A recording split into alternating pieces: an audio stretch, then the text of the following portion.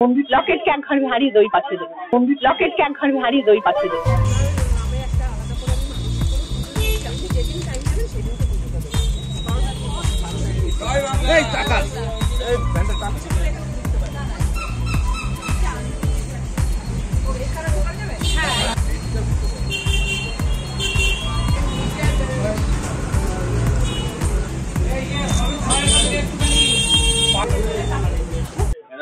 Number one না করলে আমাকে হুগলির মানুষ কেটে দেবে, পুরো কেটে ছেড়ে দেবে। 3 মাসের এই হুগলিতে দিদি 3 মাসের হুগলিতে এসে কাজের যে অভিজ্ঞতা, এটা কি পরবর্তী সময় কাজে লাগবে?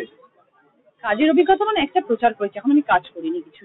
মানুষের কাছে গেছি, মানুষের কাছে গেছি, মানুষের সঙ্গে দেখা করেছি, বড় হেভিওয়েট নেতাদের সাথে ঘুরেছেন।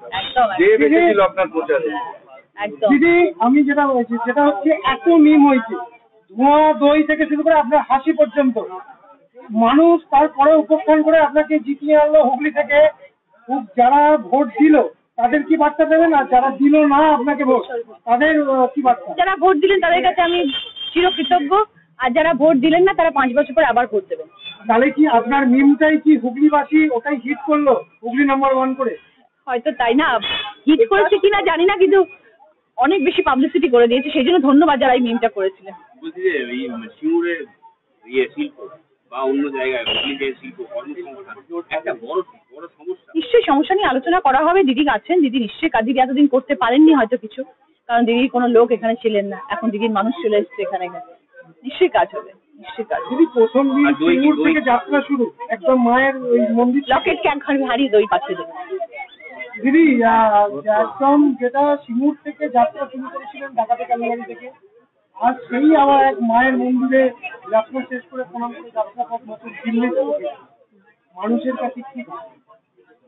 দেখুন, আমি বারবারই একই কথা বলবো যে আমার অনেক বেশি সব কার্যালয় থাকবে, সেই কার্যালয়ে গিয়ে অফিসে বসতে হবে, এরকম নয় যে রচনা বন্দ্যোপাধ্যায় বলে মানুষ আমার কাছে পৌঁছতে পারবেন না। মানুষ আমাকে ভোট দিয়ে জিতিয়েছেন, মানুষ যাতে আমার কাছে পৌঁছতে পারে সেটা আমার প্রথম কাজ হবে, যাতে মানুষ আমার কাছে আসতে পারে, এবং তারা আমাকে যদি বলে যে আমাদের এই জিনিসগুলো দরকার, তখন সেইটা নিয়ে কাজ করতে হবে। আমি নিজে ভেবে নিলাম যে আমি এই কাজটা করবো, তাহলে তো হবে না। আমাকে যখন 2000 মানুষ বলবে যে আমাদের অ্যাকচুয়ালি এইটা প্রবলেম, তখন আমি সেই কাজটা নিয়ে দিদির সাথে কথা বলি এবং সেই কাজটা নিয়ে কাজ এগোবো।